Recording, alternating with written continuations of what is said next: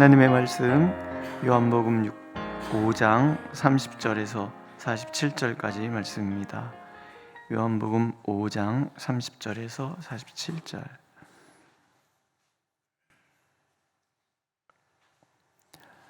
우리 함께 읽겠습니다. 30절. 내가 아무것도 스스로 할 수 없노라. 드는 대로 심판하노니 나는 나의 뜻대로 하려 하지 않고 나를 보내신 이의 뜻대로 하려 함으로 내 심판은 의로우니라. 내가 만일 나를 위하여 증언하면 내 증언은 참되지 아니하되 나를 위하여 증언하시는 이가 따로 있으니 나를 위하여 증언하시는 그 증언이 참인 줄 아노라. 너희가 요한에게 사람을 보내매 요한이 진리에 대하여 증언하였느니라. 그러나 나는 사람에게서 증언을 취하지 아니하노라.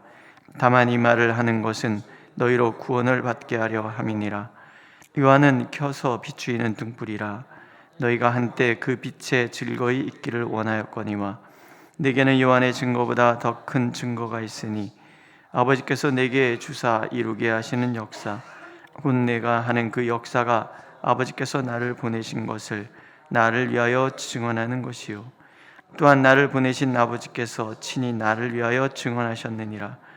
너희는 아무 때에도 그 음성을 듣지 못하였고 그 형상을 보지 못하였으며 그 말씀이 너희 속에 거하지 아니하니 이는 그가 보내신 이를 믿지 아니함이라.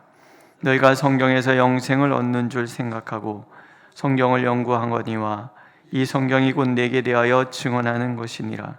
그러나 너희가 영생을 얻기 위하여 내게 오기를 원하지 아니하는도다. 나는 사람에게서 영광을 취하지 아니하노라.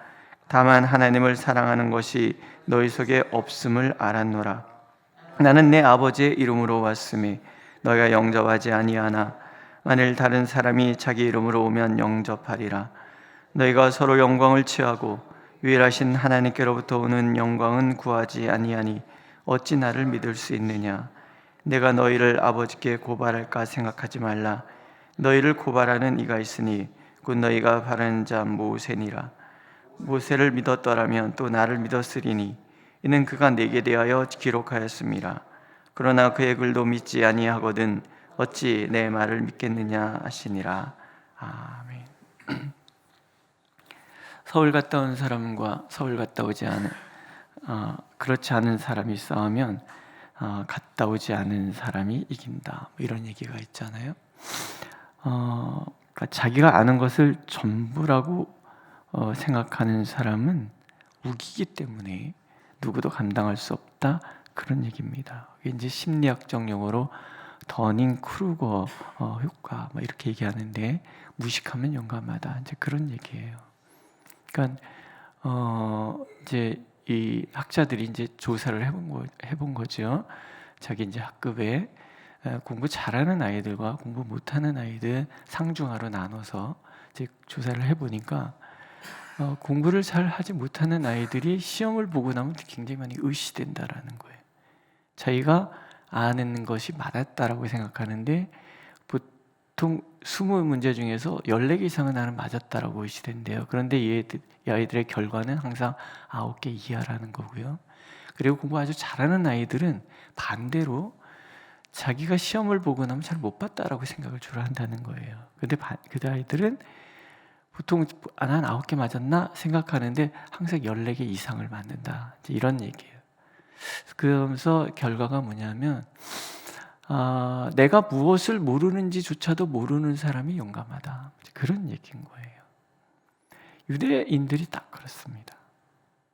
자신들이 무엇을 모르는지를 알지 못하면서 안다라고 생각해요.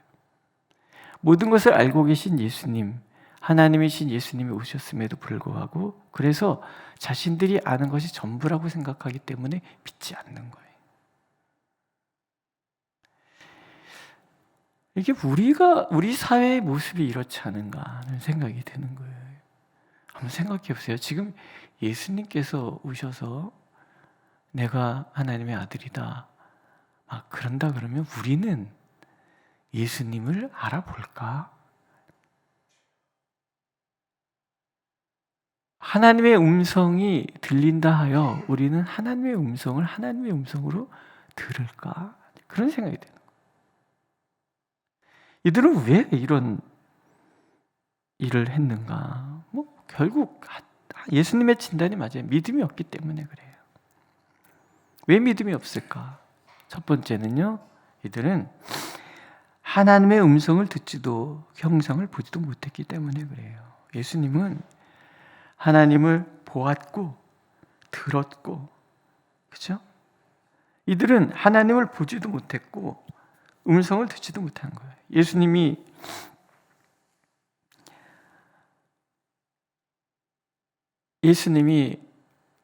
세례를 받고 물에서 올라올 때 분명히 들으셨잖아요. 너는 내 사랑하는 자요, 기뻐하는 나의 아들이요, 사랑하는 나의 기뻐하는 자다. 나의 사랑하는 자요, 나의 기뻐하는 자다. 예수님이 분명히 들었단 말이에요. 근데 이 사람들은, 유대인들은 막연한 추측, 전설에 의지하는 그런 신앙, 그래서 하나님을 알 수가 없어요. 청년들 앞에 서서 이렇게 말씀을 전하면 지금 어른들이 받아들이는 것과 다릅니다. 좋은 점은 있어요. 청년들 설교를 하면 애들에게 희망을 얘기하고 예수 믿고 난 다음에 우리 어떻게 달라지는 것인가에 대해서 얘기하고, 그래서 너희들이 어떤 비전을 가져야 되는가 얘기하고, 그런 얘기를 할 수 있어서 좋아요. 근데 안타까운 것은 우리 교회 청년들은 대부분 모태신앙이에요. 모태신앙이 가지고 있는 함정들이 있어요. 엄마가 가라 했으니까 갔지, 아빠가 가라 그러니까 가지, 이런 거예요. 그리고 자신들이 가지고 있는 어떤 갈등들, 왜 내가 예수를 믿어야 되는지에 대한 고민이 없어요. 교회를 다녀요. 다니지만 이 아이들이 하나님을 알고 있는 건 아니라는 거예요. 몸부림쳐야 되거든요. 그러니까 이 모태신앙은 예수 믿기 전과 예수 믿고 난 후 여기에 대해서 잘 몰라요. 확연히 구분되는 이런 게 없기 때문에. 저도 그랬거든요. 저도 20대 고민이 엄청 많았어요. 정말 예수님이 나를 사랑하시는가? 십자가가 나하고 무슨 상관이 있는가? 정말 나를 부르셨는가? 이런 데 대한 갈등이 되게 많았거든요. 니고데모에게 예수님 말씀하신 것처럼 바람이 이미를 어디서부터 얻어가는 거 아는 것, 알지 못하는 것처럼 성령의 사람이 이러하다. 어느 날 생각해 보니까는 제가 하나님의 자녀라는 확신이 있었고, 그분의 부르심에 대한 확신이 있었고, 그래서 어느 날 보니까 제가 목사를 하고 있는 거죠.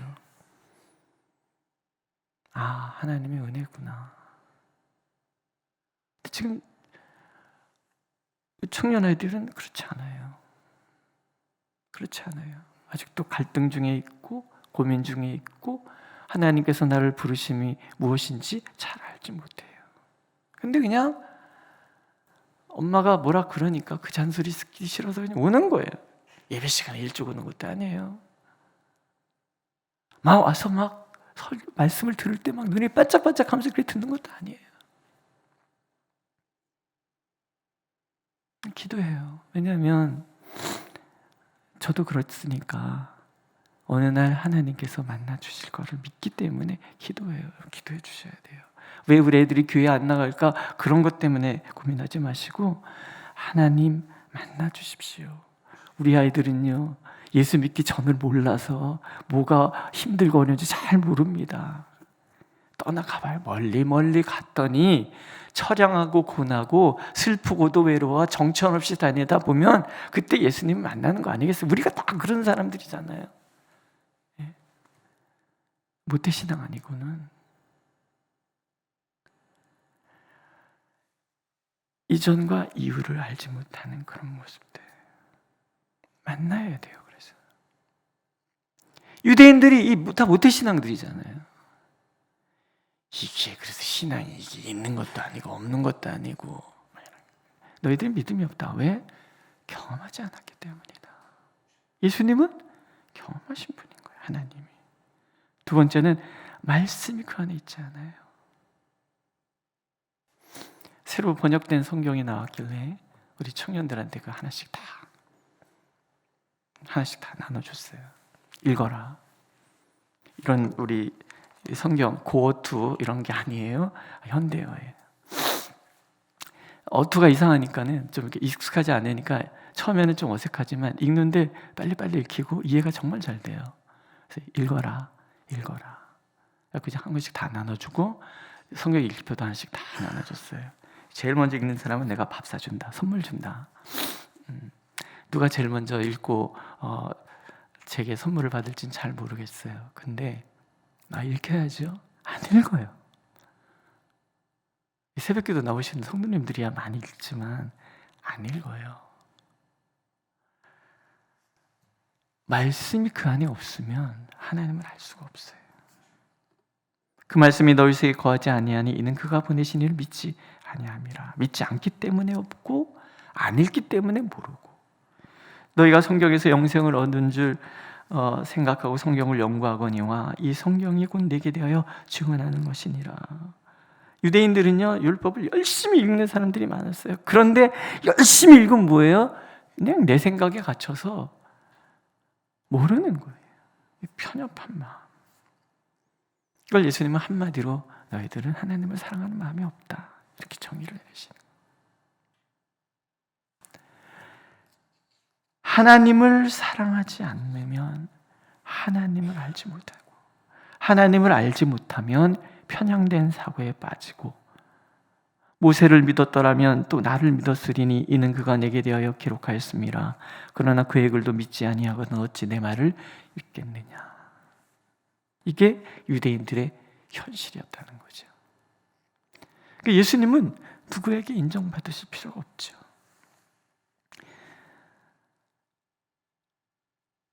왜냐하면 증언하시는 분이 계세요. 예수께서는 하나님께서 나를 증언하신다라고 얘기를 해요. 먼저 그 사역이 증언하죠.